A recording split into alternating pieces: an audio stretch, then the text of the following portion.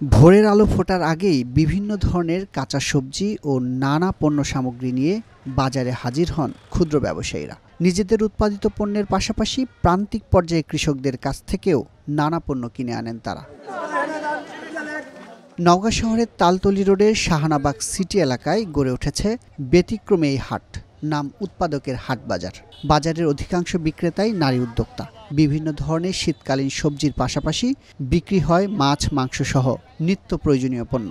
আমি এই তো গত শনিবার থেকে শুরু করছি, মানে আগে কিছুই করতাম না। এইটা সংসারের পাশাপাশি 2-3 ঘন্টার বাজার, বউ বাজার, এখানে নতুন দোকান দিছি। হ্যাঁ, চলতেছে ভালোই। আমার এখানে দোকান দিয়ে খুব ভালো হয়েছে, সংসারের খরচপাতি অনেকটা একটু সুবিধার মধ্যে আসছে। আমার স্বামী আমাকে একটু আনা দেয়, হেল্প করে, আমিও নিয়ে আসি। সকালে তরতাজা পণ্য পাওয়ায় বেশ উচ্ছ্বসিত এই বাজারের ক্রেতারা, আর সরাসরি পণ্য বিক্রি করে স্বাবলম্বী হয়ে উঠছেন স্থানীয় নারী উদ্যোক্তারা। আমি এই দোকানটা দিছি, দোকানটা দেওয়াতে আমার খুবই উপকার হয়েছে। আমি আগে বাচ্চাদের কোনো টাকা পয়সা দিতে পারতাম না, এখন অনেকটা এই দোকানটা করে আমি অনেকটাই বাচ্চাদের আবদার পূরণ করতে পারি। আরো উপকার আছে, আমার স্বামীরও কিছু উপকারে আসতে পারতেছি। আমি মাঝে কোনো বাজার টাজার নাই, তো ওই জন্য আপনার দোকান বসানো আছে আর কি, যে যাতে মানুষের দূরে যাতে সমস্যা হয়, কাছে একটা বাজার থাকলে উপকার হবে।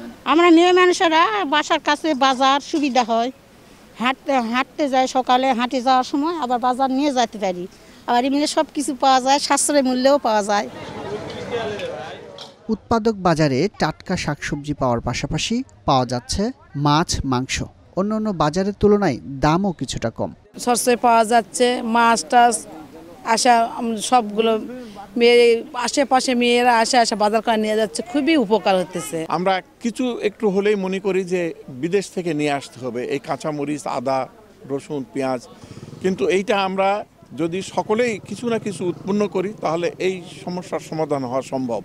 আর মেয়েদেরকে উদ্বুদ্ধ করার এটা হচ্ছে একটা আমরা উদ্যোগ গ্রহণ করি যে তারা নিজেরাই যেন বাজারে নিয়ে এসে বিক্রি করতে পারে। নওগাঁ শহরের তালতলী এলাকায় প্রায় 50-60 হাজার মানুষের বসবাস, কিন্তু আশেপাশে কোনো বাজার নেই। ফলে এলাকার বাসিন্দাদের বাজার করতে পাড়ি দিতে হতো 5-6 কিলোমিটার পথ।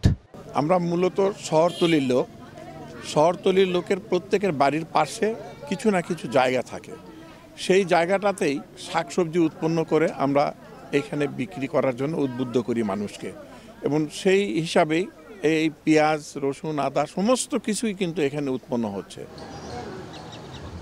পিঠাও বিক্রি হয় এই বাজারে। প্রতিদিন ভোর থেকে বেচাকেনা শুরু হয়ে চলে সকাল 9টা পর্যন্ত। আমার স্বামী মারা যাওয়ার পর আমার 1 মাসের বাচ্চা, আমি এই মুদিখানা দোকান আমার আছে, তার সাথে সাথে এই ভাজা পোড়া এটা সেটা বানায় বিক্রি করি। তারপর সে জাহাঙ্গীর চাচা এখানে দোকান দেওয়ার পর সকাল করে এখানে বসেছি, বিভিন্ন পিঠা।